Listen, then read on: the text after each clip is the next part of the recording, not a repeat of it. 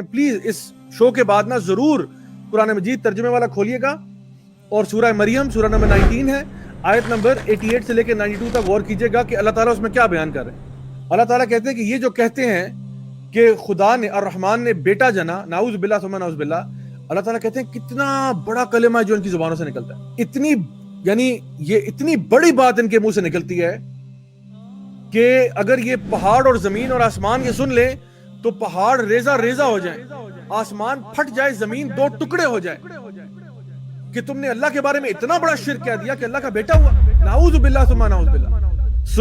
وہ چیز جو کرسچن اکیڈمکس بھی نہیں مانتے، امیجن کریں کہ چوتھے محلے سے ایک مسلمان اٹھ کے کہہ رہا ہے کہ نہیں میں نے منانی ہے۔ جو کرسچن اکیڈمکس ہیں وہ بھی کہہ رہے ہیں کہ this is pagan۔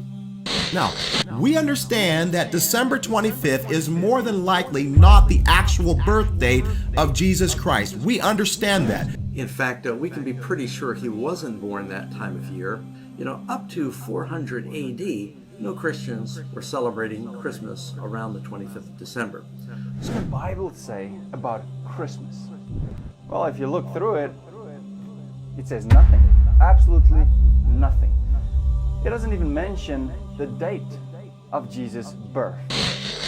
یعنی یہ جتنی بھی میں نے آپ کو باتیں بتائی ہیں یہ میں نے کسی علامہ کا فتویٰ نہیں سنایا آپ کو، میں آپ کو کرسچن سورسز سے کوٹ کر کے بتا رہا ہوں کہ this is the history and the origin of the Christmas festival۔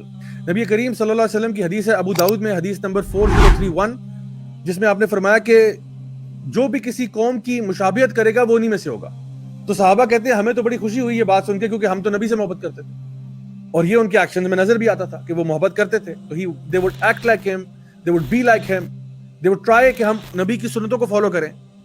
لیکن آج ہم مسلمان ہوتے ہوئے کس کی سنت کو فالو کرنا چاہتے ہیں؟ یعنی وہ چیز جو کہ کرسچن اکیڈمکس بھی کہہ رہے ہیں کہ بھئی ہمارا کوئی تعلق واسطہ نہیں ہے اس سے، یہ پیگن ہے، یہ شرک ہے، وہ بھی کہہ رہے ہیں شرک ہے، اور مسلمان کہہ رہے ہیں نہیں میں نے کرنی ہے۔ انا للہ و انا الیہ راجعون۔ سیریسلی شرم کا بہت شرم کا مقام ہے۔ آج اگر کوئی کرسچن جو ہے وہ کوئی غریبوں کو کھانا کھلانے کے لیے کوئی چیریٹی بناتا ہے تو ہم ان کے ساتھ ہیں، اگر وہ یتیموں کی مدد کرنے کے لیے کوئی چیریٹی بناتا ہے ہم ان کے ساتھ ہیں، بیکاز یہ تعاون علی البر ہے۔ لیکن اگر وہ کہتا ہے کہ آؤ شرک میں ایک چیریٹی بناتے ہیں، آؤ سب مل کے شرک کرتے ہیں، تو اس میں ہم ان کا کبھی بھی ساتھ نہیں دے سکتے۔ شرم سے ڈوب مرنے کا مقام نہیں ہے مسلمانوں کے لیے کہ مسلمان کہتے ہیں جی ہم تو لائٹیں لگا رہے ہیں، اس میں کیا ہے، ہم تو جی یہ بتیاں لگا رہے ہیں، ہم تو کرسمس ٹری لے کے آ رہے ہیں جو کہ ایک پیگن فیسٹیول ہے۔ یعنی آپ سوچیں کہ انسان کی ڈاؤن فال کا کیا، اس سے نیچے انسان کہاں جائے گا۔ وہ جو لا الہ الا اللہ پڑھنے والے لوگ تھے کہ ہم کسی کی عبادت نہیں کرتے سوائے اللہ سبحانہ تعالیٰ کے، وہ اس قسم کی شرکیہ چیزوں میں پارٹیسپیٹ کر رہے ہیں، اپنی آخرت کو داؤ میں لگا رہے ہو۔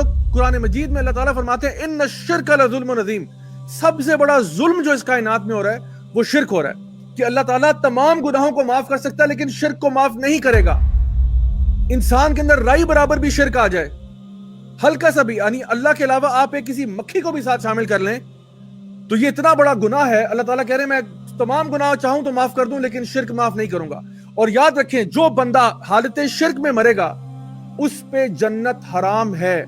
میری بات بہت غور سے سنیں، میری بات بہت غور سے سنیں۔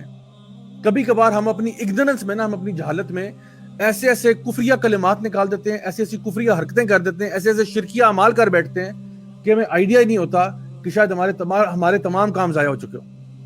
تو یہ وقت آگے اگر آپ سے غلطی ہوئی ہے اللہ تعالیٰ سے معافی مانگ کے واپس لوٹیں اس طرف اور توبہ کریں کہ آئندہ ایسا کام ہم نہیں کریں گے۔